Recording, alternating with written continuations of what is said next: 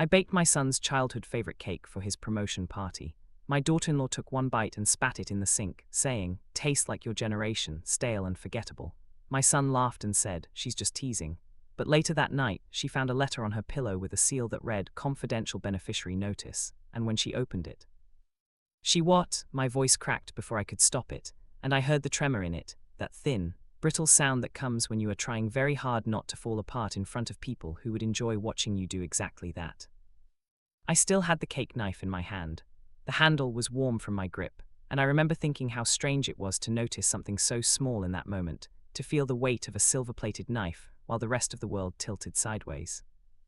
Across the kitchen, Corinne was standing at the sink with her chin lifted and her lips pursed, pressing a white linen napkin against her mouth like she had tasted something genuinely offensive.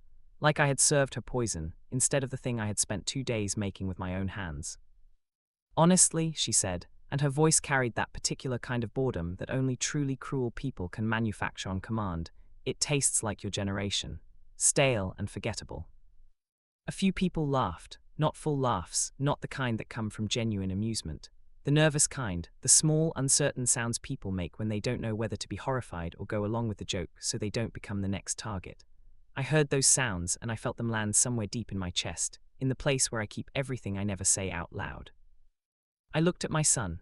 Darren was standing near the window with a glass of wine in his hand and a smile already spreading across his face. The smile he uses when he wants everyone to know he is relaxed and modern, and not the kind of man who gets bothered by things. "Mom, relax," he said. "She's just teasing."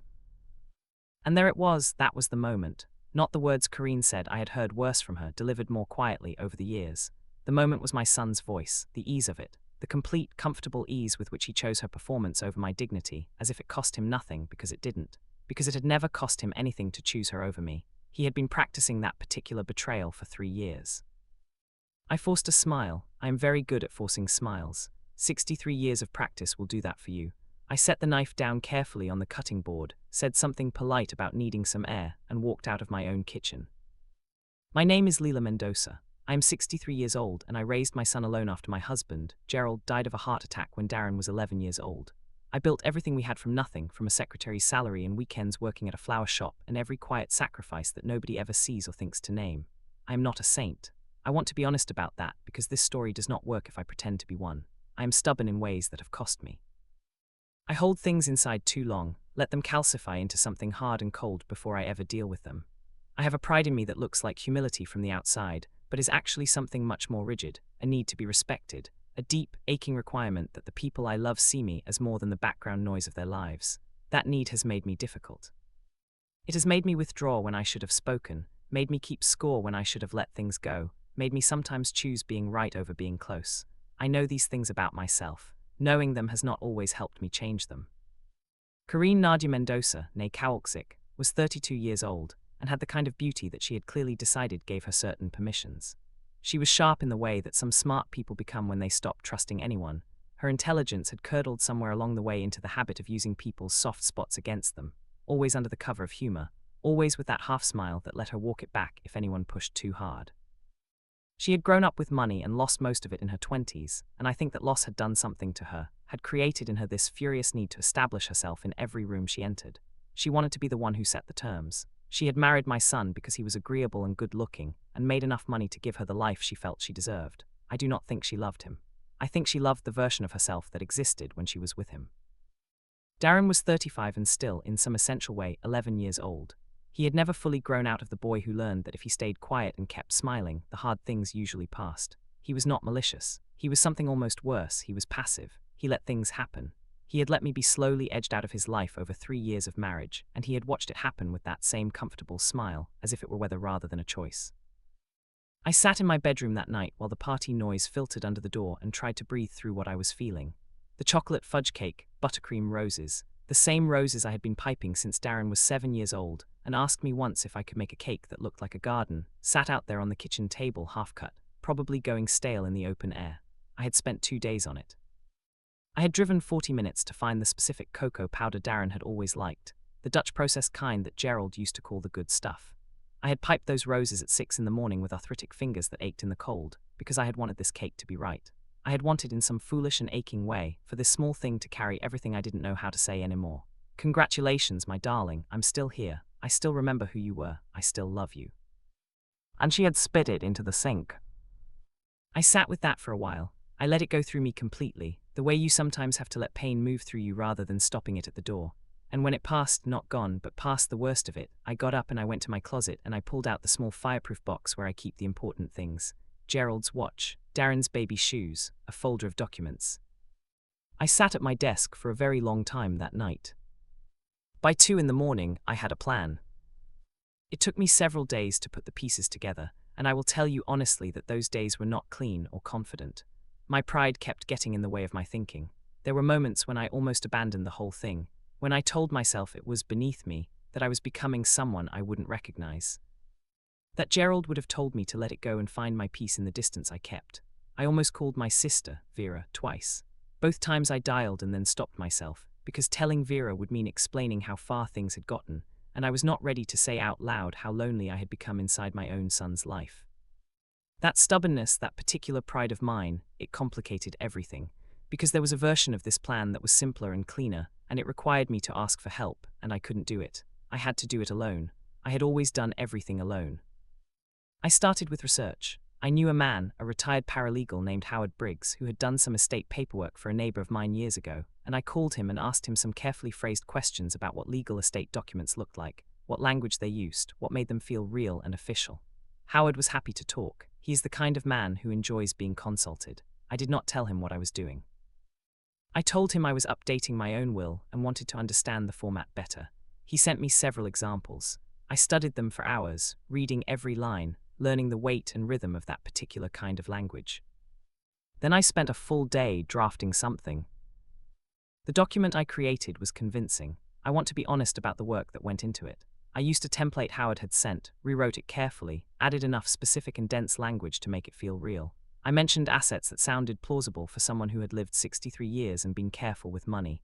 I listed property, not real property, but described precisely enough to feel credible. I named accounts.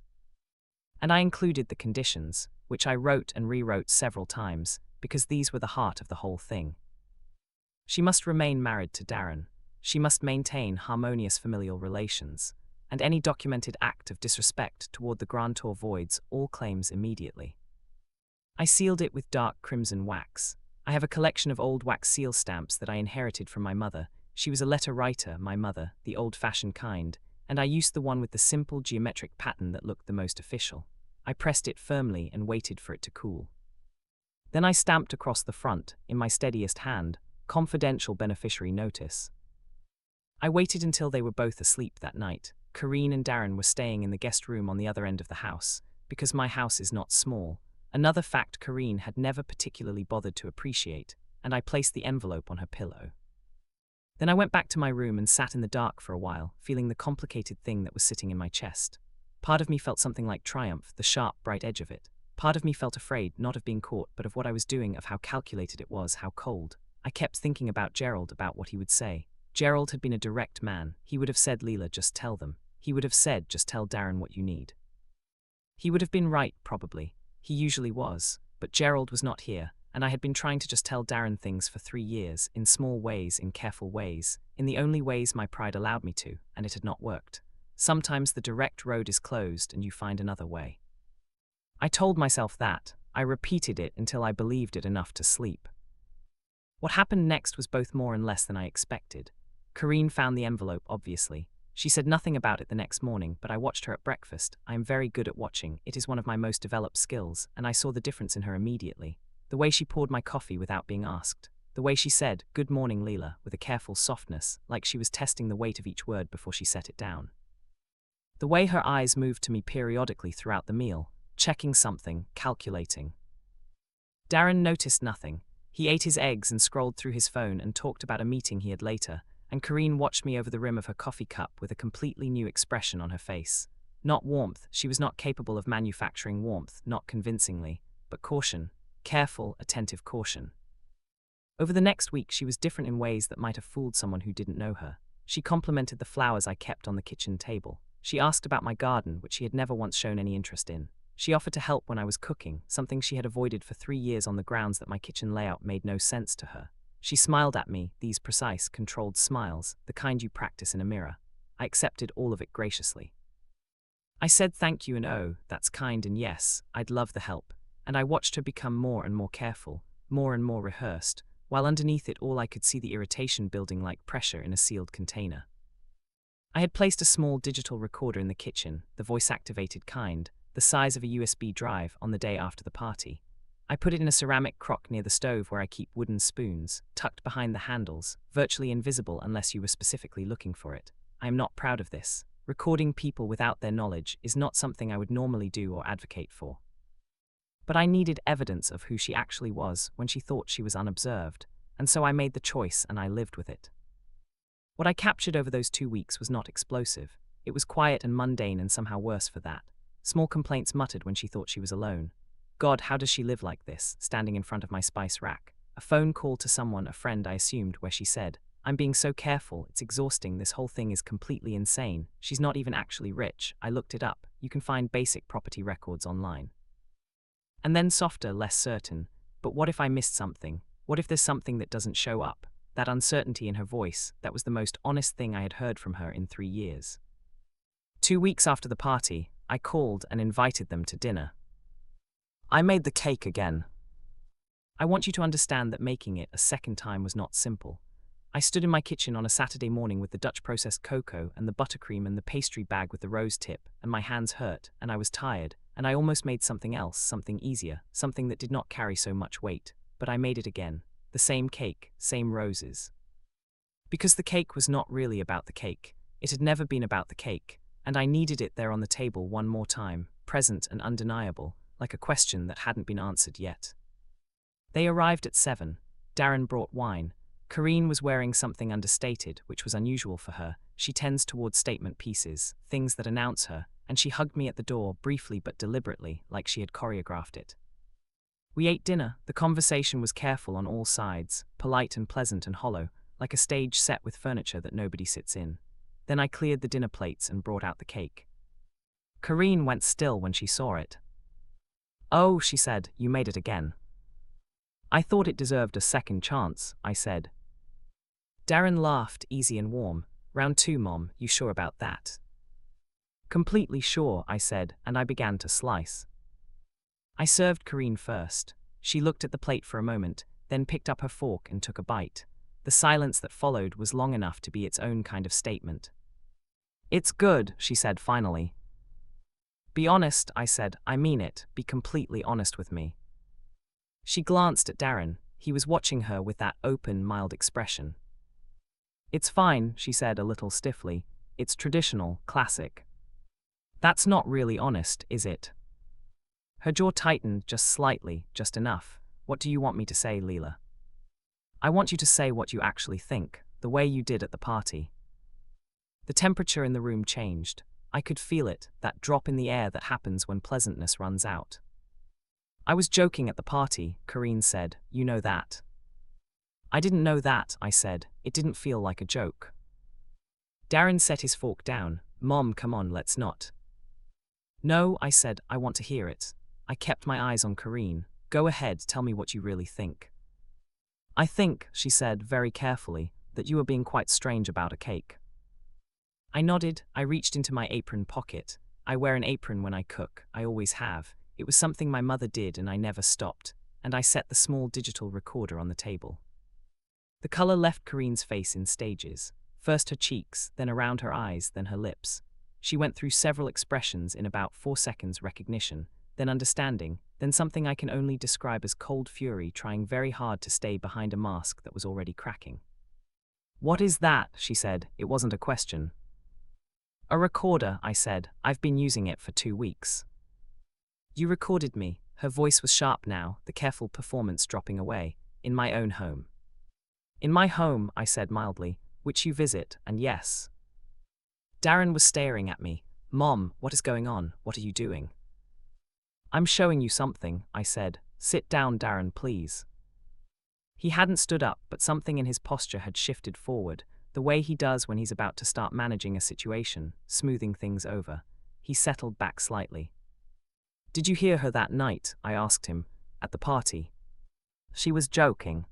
Did you hear her? I asked again. He stopped, his eyes moved to the table. Yes, he said finally, quietly, I heard her. And you told me to relax. He didn't answer, which was its own kind of answer. I slid a document across the table. Not the fake one, that was already back in the fireproof box having done its work. This was a single page, brief and plain, that simply stated in clear language what I knew to be true, that I had very little in the way of assets to leave anyone, a modest house, a modest insurance policy, the furniture Gerald and I had chosen together, nothing that would change anyone's life dramatically.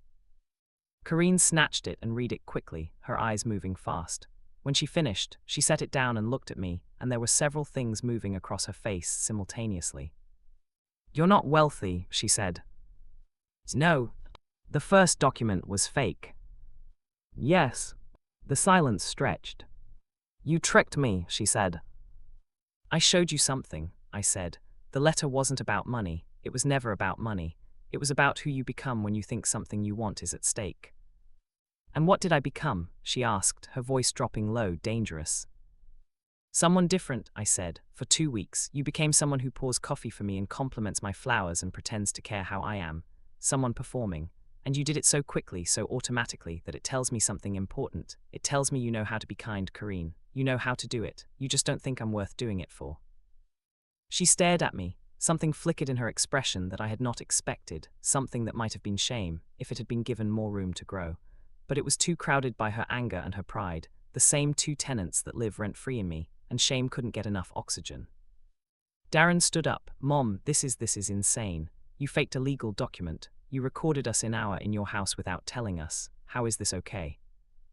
It's not, I said. I know that. I know some of what I did was not okay. I looked at him steadily. Neither was what happened at this table 2 weeks ago, and you laughed. He opened his mouth, closed it. You laughed, I said again. Not loudly. I have never needed volume to make a point. Your wife spit your mother's cake into a sink and called it stale and forgettable, and called me stale and forgettable, in my own kitchen, in front of people, and you told me to relax, and I want you to sit with that. The room was very quiet. Karine exhaled a sharp, bitter sound. She pushed her plate back slightly. Fine, she said, you want honesty, here it is. I still think it tastes awful. The cake, I think it's too sweet and the texture is too dense and I didn't like it the first time and I don't like it now. I said it more harshly than I should have at the party. I can admit that, but I'm not going to pretend I love something I don't. I'm not asking you to love it, I said. Then what are you asking? I'm asking you to love my son enough not to humiliate his mother in front of people, I said. That's all, that's the whole thing. Another silence, longer this time.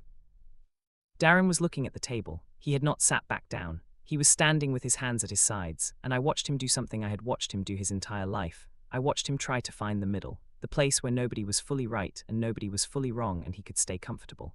I watched him try to locate it and fail to find it this time. Karine, he said without looking up. That was too far at the party. I should have said something. Don't, Karine said. Don't do this right now, Darren. I'm just saying. You're just performing. She said sharply, like you always do when you think someone's watching. The air between them changed. I had not intended to break something between them. That was not the plan. It had never been the plan. But things were breaking anyway, quietly, along fracture lines that had been there long before I set a recorder in a ceramic crock. That's not fair, he said. Isn't it? I began clearing the plates. I did it quietly, methodically, the way I have cleared plates my whole life, the way my mother taught me, stacking carefully, not rushing. There is something grounding about the physical work of it, the concrete, simple task of moving dishes from one place to another. Both of them watched me do it, as if they had forgotten I was there, and then remembered simultaneously. What do you want, Leela? Karine asked. What's the outcome here? You've made your point. What do you actually want from me? I set the plates by the sink and turned around to face her. I want you to see me, I said. That's all, I want to be seen. I let that sit for a moment. I am not asking to be liked. I am not asking to be important. I am not asking to come first. I am just asking not to be invisible in my own son's life. Karine looked at me, really looked at me, perhaps for the first time since I had known her. I could not tell you what she found there. I did not know what expression was on my face, something honest, I hope. She picked up her bag from the back of her chair. I need some air, she said. and she walked out through the back door into the garden. Darren and I stood in the kitchen alone. "I'm sorry, Mom," he said. It came out quietly. "I know," I said. I didn't know it had gotten this bad. I thought you were okay." "I know that too.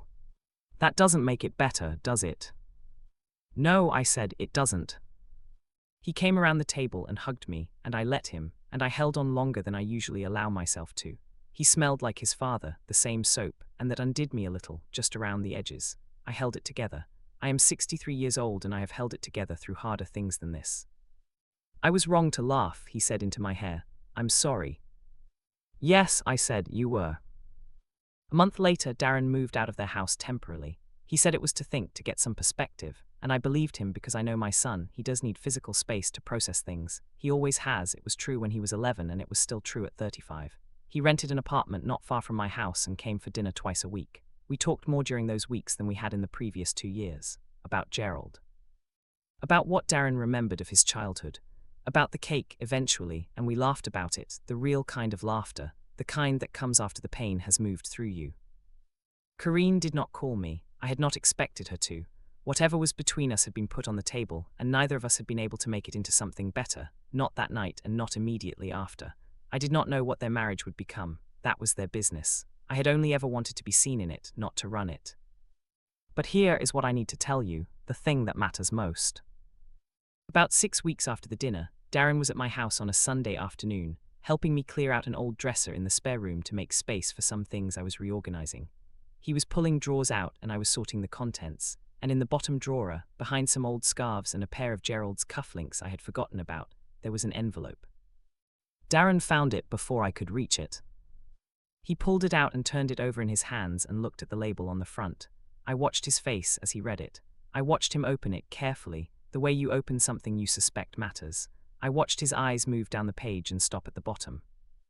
"Mom," he said, his voice was very quiet. "Yes. This is a real insurance policy." "Yes," I said, "it is." It's made out to Karine." "Yes." He looked up at me. His expression was something I do not have a clean word for. It was wonder and grief and guilt and confusion all at once, folded together like something you find in a drawer that you didn't know was there. "There are no conditions on it," he said. "No," I said, "there aren't." "Why?" I kept sorting the scarves. I folded a green one that had been Gerald's mother's and set it to the side. "Because I had planned to leave it to her from the beginning," I said. "She is my son's wife. She will be part of your life for a long time, one way or another. I wanted her to have something that was just hers, no strings, no performance required." "But after everything she—" "Yes," I said, "after everything." He was quiet for a long time. Long enough that I finished with the scarves and moved on to the cufflinks, wrapping them carefully in a cloth. "She never knew," he said. "No. She thought you had nothing." "Yes. And she still behaved the way she did." "Yes, Darren," I said gently, "she did." He sat down on the floor of the spare room with the policy in his hands. He sat there for several minutes looking at it. I let him sit. Some things need to be sat with. "I think I've been asleep," he said eventually. "I know," I said. "For a long time." "Yes. I'm sorry, Mom." "You've said that. I mean it differently now." I looked at him, my son, sitting on my floor, looking like 11 years old and 35 years old at the same time in the way that only your children can, carrying both ages in their face simultaneously. I thought about Gerald, about what he would say if he could see this moment. I thought he would be quiet too for a while, and then he would say something simple and true that cut through everything. "I know you mean it differently," I said. "I can hear the difference." He got up eventually and put the policy back in its envelope and set it on the dresser. "What are you going to do with it?" he asked. "Nothing," I said. "I'm going to leave it exactly where it belongs." He nodded. He seemed to understand, or to be in the process of understanding, which is sometimes enough. I thought about what I had done in those weeks after the party, the fake document, the recorder, the whole carefully constructed plan. I thought about the flaws in it, the places where my pride had driven me sideways, where my stubbornness had made things harder than they needed to be. I could have simply spoken. I know that. A braver, more direct version of me would have sat Darren down the night of the party and said, "This is not acceptable, and I need you to understand that." But I am the version of me that exists. the one shaped by 63 years of swallowing things and finding indirect roots and protecting herself with composure because she never learned another way. I did what I knew how to do. I am not proud of all of it, but I am not ashamed of all of it either. I am somewhere in the complicated middle, which is where most honest things live. Darren and Kareen are still figuring out what they are to each other. I do not know how that story ends. I hope they find their way to something real, because real is better than managed, and managed is what they had before. What I know is that I am no longer invisible in my son's life, and that my cake sits on the table on Sunday afternoons now, and sometimes Darren eats 2 pieces, and once, just once, he said it tasted like being 7 years old and safe, and I had to go into the kitchen for a moment so he wouldn't see me cry. The insurance policy is still in the envelope in the spare room dresser, waiting for whenever it's needed, with no conditions and no tricks and no wax seal. Just a quiet thing given freely, the way love is supposed to work, not as leverage, not as performance, not as proof of anything. Just there in a drawer behind some scarves, patient as a garden. Real as a cake that someone spent 2 days making with arthritic hands at 6 in the morning, because they wanted to say something they didn't have the words for. I am still learning the words. But I have time,